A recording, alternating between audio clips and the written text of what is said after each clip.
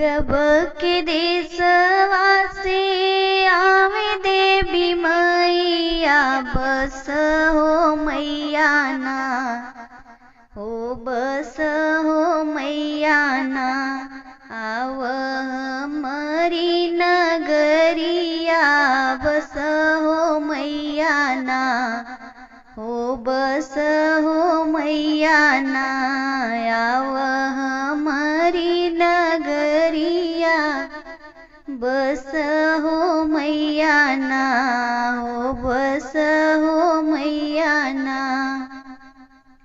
पूरब के देशवा से आवे शीतला मैया बस हो मैया ना, हो बस हो मैया ना, आव हमारी नगरिया बस हो मैया ना, हो बस हो मैया ना, आव हमारी नगरिया बस हो मैया ना, हो बस हो मैया ना। निमिया के डरिया मैया झूलुआ लगई वे की रेशम डोरिया ना, हो की रेशम डोरिया ना, नई वे चंदनी पलनवा की रेशम डोरिया ना, हो की रेशम डोरिया ना, नई बे चंदनी पलनवा की रेशम डोरिया ना, हो की रेशम डोरिया ना, आव हमारी नगरिया बस हो मैया ना, हो बस हो मैया ना। पूरब के देशवा से आवे देवी मैया बस हो मैया ना, हो बस हो मैया ना, आव हमारी नगरिया बस हो मैया ना, हो बस हो मैया ना। लाली रे चुनरिया मैया तोह के मगई बेकी गोटवा लागल ना, हो की गोटवा लागल ना, चम चम चम के सितरवा की गोटवा लागल ना, हो की गोटवा लागल ना, चम चम चम के सितरवा की गोटवा लागल ना, हो की गोटवा लागल ना, आव हमारी नगरिया बस हो मैया ना, हो बस हो मैया ना।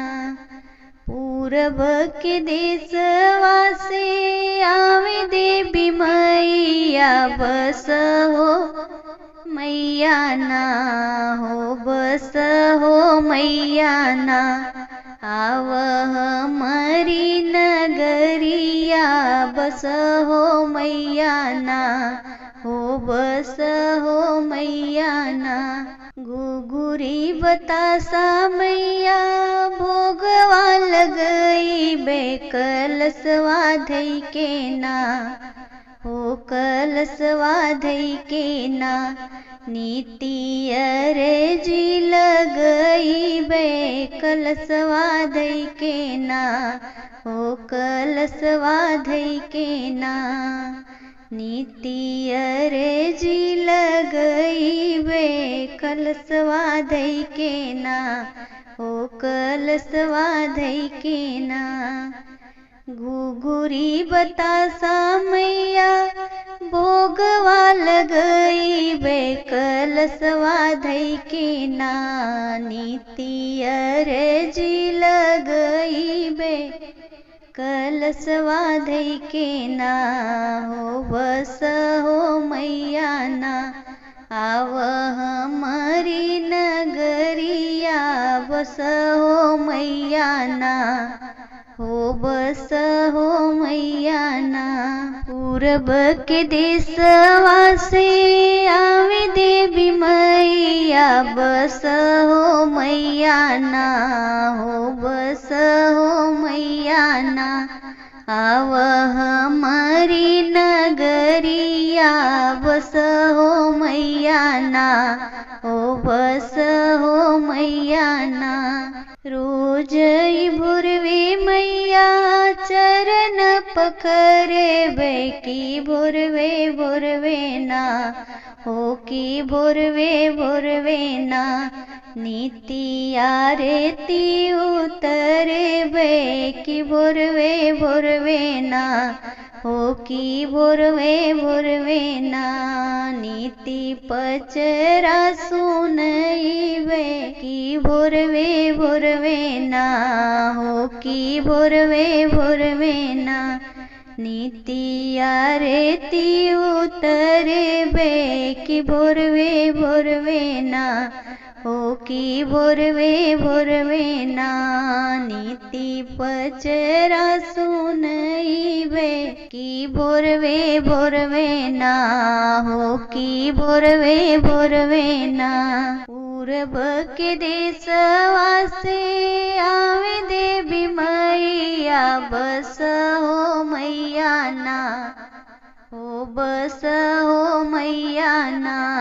आव हमारी नगरिया, बस हो मैया ना, हो बस हो मैया ना। आव हमारी नगरिया, बस हो मैया ना, हो बस हो मैया ना। देवी गीत आप सभी को कैसा लगा कमेंट बॉक्स में ज़रूर बताइएगा। जय माता दी।